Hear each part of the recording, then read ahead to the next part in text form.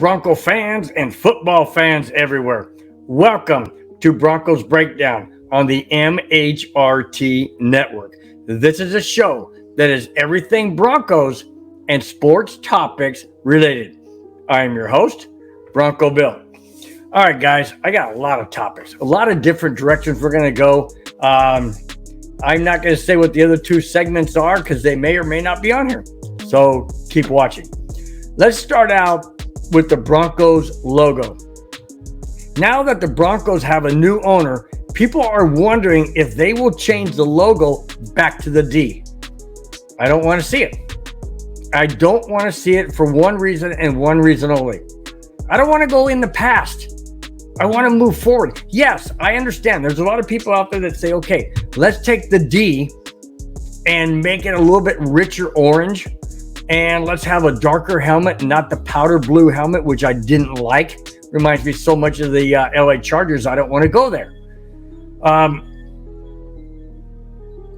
If they combine the two, let's say they take the D and they put the new or the horse that is there now in a kind of a similar format and insert it in the middle of the D, like the old D with the horse had, with the darker helmet. Yeah, I'd be in favor of that. Okay, as long as it was classy, not like classy, but aggressive. It looks mean. The old D didn't look mean to me. Oh yeah, you had a horse inside the D. Whoopee. Didn't look mean. This logo does look mean. It looks a lot better. In fact, I got it right here. That logo, this logo looks so much meaner than the one that was in the D. So I don't want to see that brought back. Not only that, but, and I know people say, well, you know, a logo doesn't mean you win or lose a championship.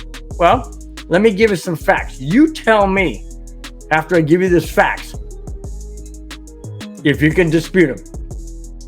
The Broncos have been to 5 Super Bowls. Let's see, 77, 86, 87. Now, okay, so they've been to 4 prior to winning with the D logo, powder blue helmet. How many Super Bowl championships? 0. How many championships have they won with the logo they currently have? 3. Yeah, so why go back? Why go back? I say don't change what isn't broken. And this isn't broken, especially with the new head coach, new offensive coordinator, new coaching staff, period, new quarterback, new GM. Well, he's in his second year, George Payton's second year, but still, why change what isn't broken?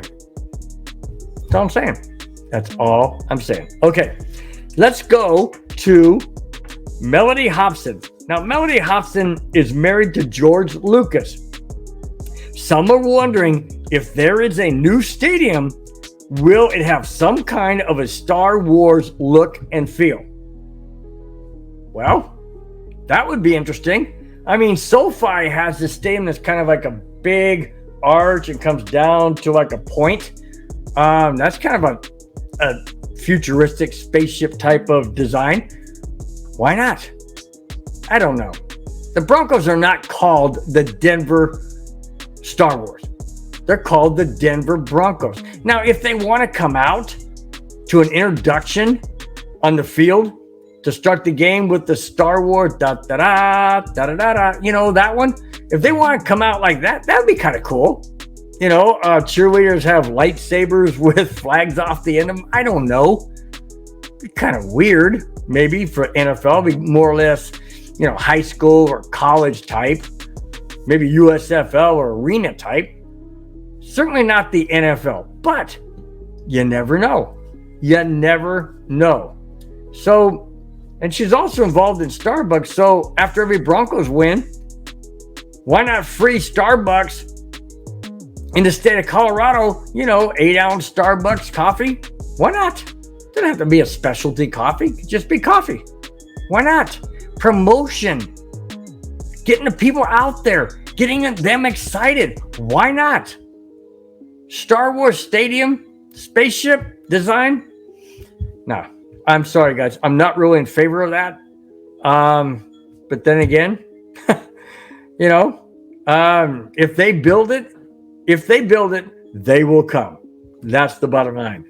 So who knows? Maybe it'll happen. Okay, let's go to Andre Mintz.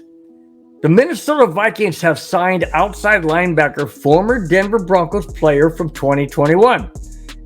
Mintz was an undrafted free agent out of Vanderbilt. He was waived last month by the Denver Broncos. Now, the Broncos have a tremendous amount of outside linebackers. Yes, we could always use another one. That's true.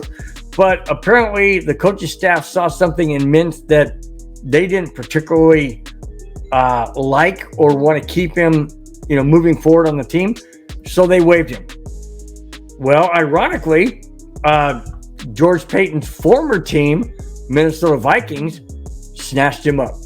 So that's a good pickup by the Vikings. I mean, who knows if he'll make the team, but it's a good pickup. I mean, if the guy's undrafted and he's willing to put in the work and to make it happen, then yeah, I'm all for it. So I wish him all the best in Minnesota. And fortunately, the only time we play the Vikings is in the third preseason. So if Mintz is playing, we don't really have to worry about the final score and what it means in the standings. Okay, Russell Wilson.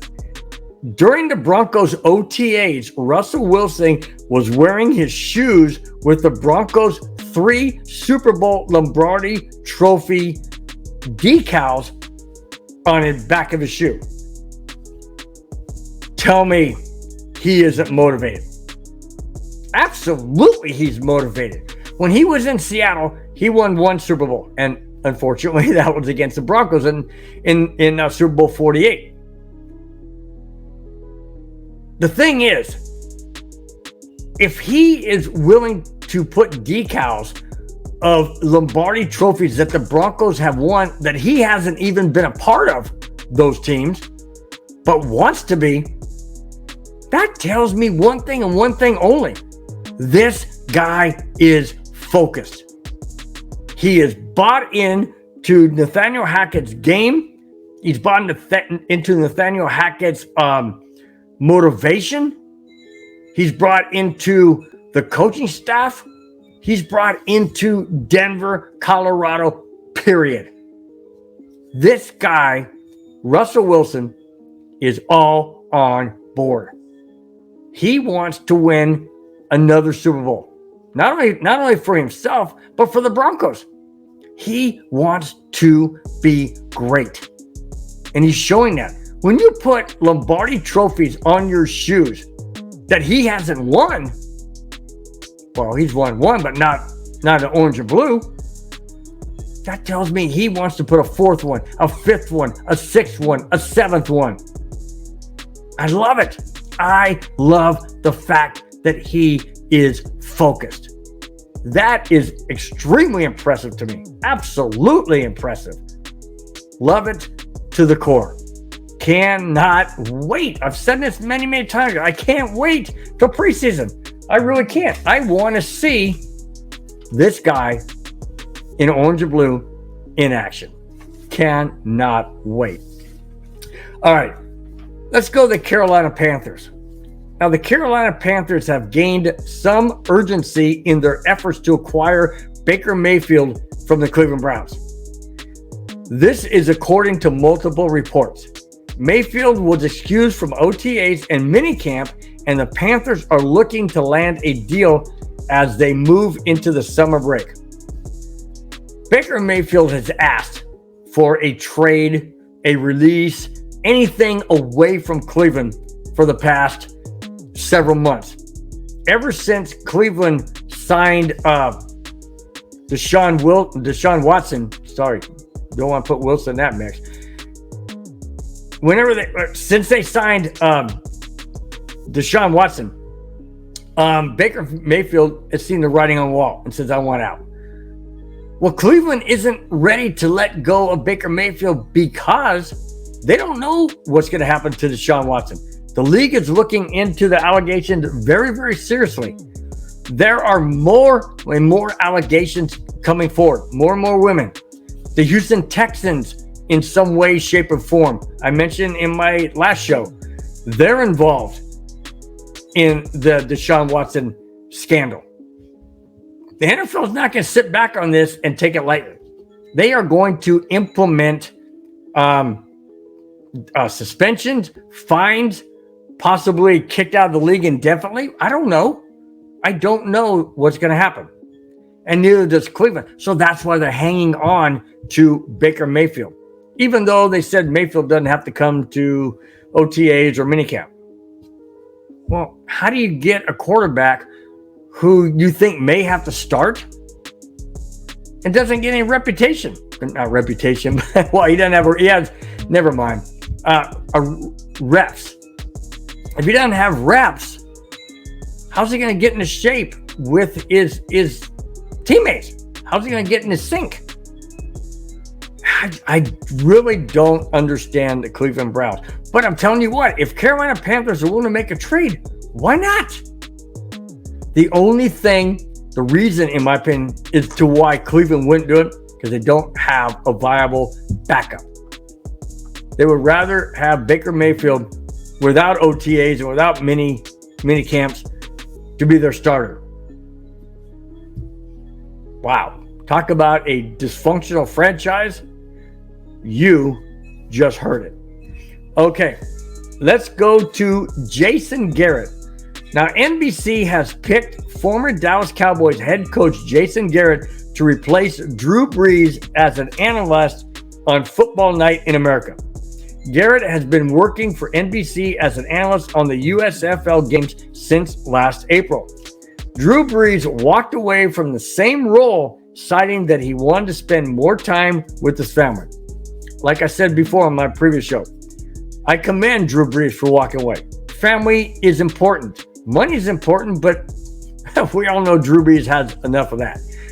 He needs to spend time with his family, his children, his wife.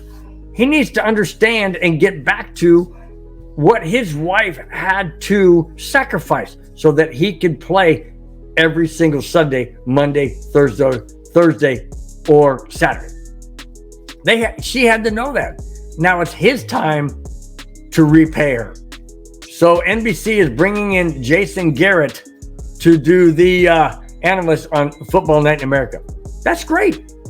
That's wonderful. I mean, Drew Brees was good. Jason Garrett, I think, is a little better. He's more seasoned. So I think that's a great move for NBC to bring in Jason Garrett. That's a really good move. We go to Richard Sherman.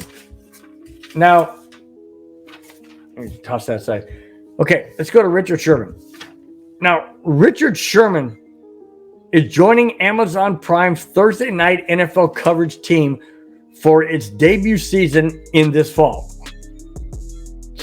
Sherman, told NFL Network on Thursday that he's staying in football shape and plans to be ready if a team gives him a call.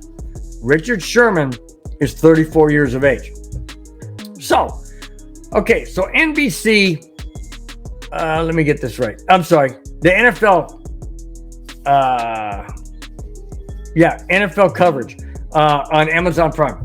So he goes to Amazon Prime, comes to him and says, "Hey, Mr. Sherman, I'd like to have you as our analyst during our inaugural season as broadcasting NFL games." And Sherman says, "Sure, I would love to. Absolutely. That'd be great. By the way, if an NFL team comes calling and wants me to be on their team, bye-bye." Okay. I don't get these guys. Sherman, listen to me. I mean, not Sherman. Sherman.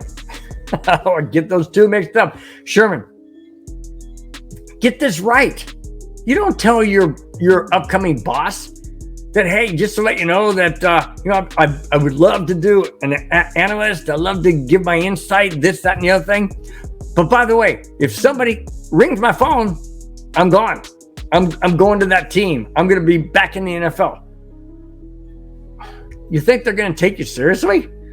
Now, I know you're on there. It's inaugural season for Amazon Prime to put on an NFL game. I get that. So they're not going to say no to you, that you can't do that. But what does that say if all of a sudden nobody calls, and now you've just given Amazon Prime's personnel, hey, you know what? I don't know if we want to bring Richard Sherman back, because he gets a phone call, he may leave halfway through the season, quarter through the season. Maybe there's an injury. Maybe somebody calls him, says, hey, we need a fill-in, and he leaves.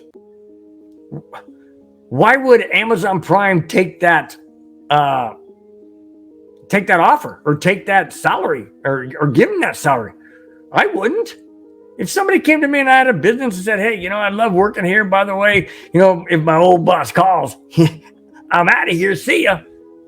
I'd say, well, you know what? Appreciate it, but you're not our guy. But the NFL is different. They want people with passion. They want people with history. They want people with experience in that field and whatnot. I get it. It's a different ball game. Of course it is. I just don't like the fact that Richard Sherman said, hey, I want to go back in the NFL. Well, sure, go back in the NFL. Try out for teams. There's mini camps right now. Why are you? Because you want a backup. That's what Richard Sherman wants. He wants a backup. He wants security. I don't fault him for that. I certainly don't. But don't make it sound like, oh, I'm only here temporarily because, if they call, I got to go. Got to see ya. Don't make it like it's all about you, Richard. It's not. It's not all about you. The NFL, realistically, guys, is all about the product and the fan base. If the NFL doesn't have the fan base, they don't have anything. Nothing. Zero. Zilch. If people don't go out and buy jerseys or shirts or hats, I know it's an Avalanche hat, but still, I painted up here my ceiling orange or blue. If they don't have that support, they're nothing. So it's not about Richard Sherman. It's about what Richard Sherman can bring audience-wise, fan base-wise, viewership-wise. That's what it's about. And he just basically said, hey, if the team comes calling, see ya. I'll leave you high and dry. That, to me, is messed up. Absolutely. All right. We now go to... I'm missing a page. Where am I at? Oh, there it is. Sorry, guys. Okay. We are now going to the last segment of the show.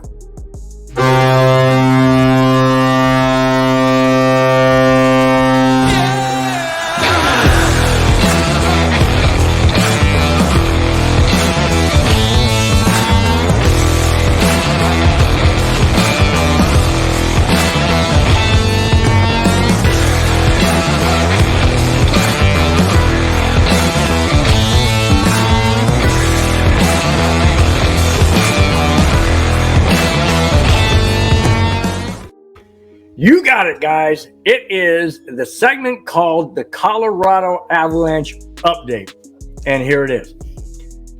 Going into the first game of the Stanley Cup Finals featuring the Tampa Bay Lightning, two-time back-to-back champs against the Colorado Avalanche, the Avs are favored by Vegas bookies. However, the coaches and players are trying to ignore that very status. I'm dumbfounded. I am absolutely dumbfounded. You have the Tampa Bay Lightning back-to-back Super Bowl. Excuse me, guys. You have the Tampa Bay Lightning back-to-back Stanley Cup champions, 2019, 2020, and in the Stanley Cup again.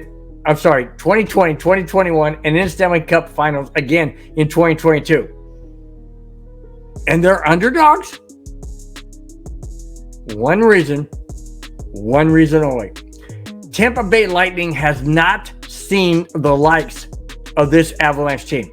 They haven't seen an offense like Cale Makar, Nathan McKinnon, Gabriel Landeskog. They haven't seen the speed of these guys. And I'm not even mentioning Nazem Kadri because he's injured.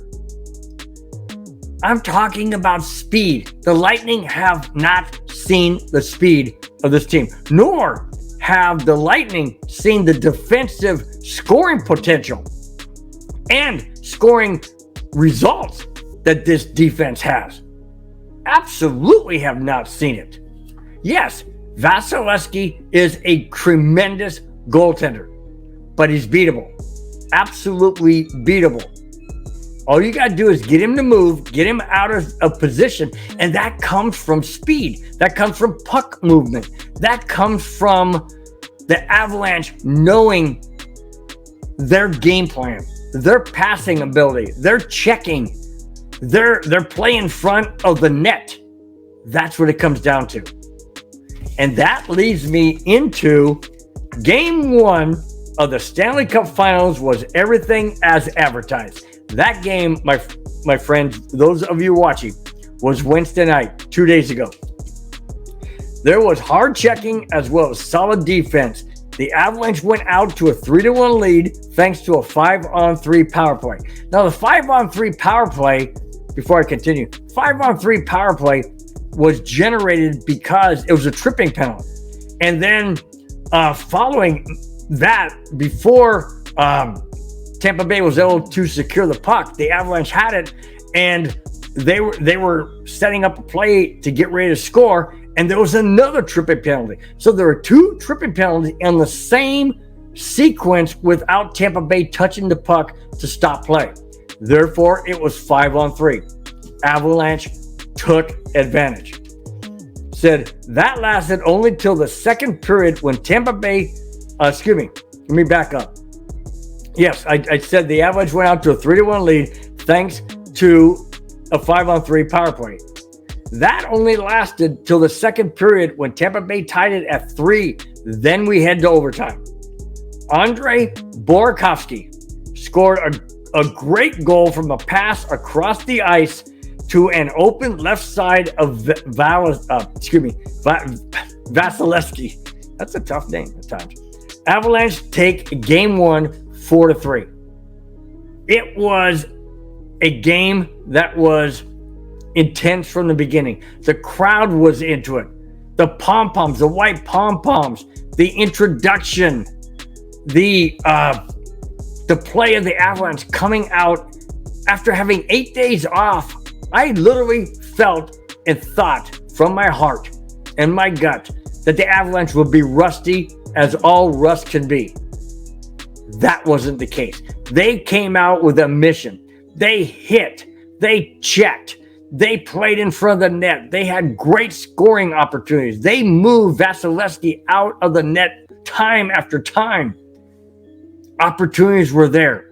They cashed in on a 3-1 lead. Then they went to what I absolutely detest with every fabric of my being, whether it's baseball, no, not baseball per se, but naming the four sports, baseball, basketball, football, and hockey. Don't go into prevent. Play the way you always have, because prevent only prevents a win. In this case, it prevented a lead, and the game was tied heading into overtime. Thank goodness for Burakovsky to knock in that puck into a wide open right side, as far as Burakovsky sees it, left side to Vasilevsky for the game-winning goal. Game 2, guys, is Saturday night, 5 p.m. Pacific time, 7 p.m. Denver time, 8 p.m. Central, 6 p.m. Mountain, 7 p.m. Central, 8 p.m. Eastern time. Don't miss it. And if you do happen to miss it, you can catch it here on MHRT. I'll get to that in just a minute. Thanks, guys, for watching. Thanks for subscribing. That's all I have for this particular show.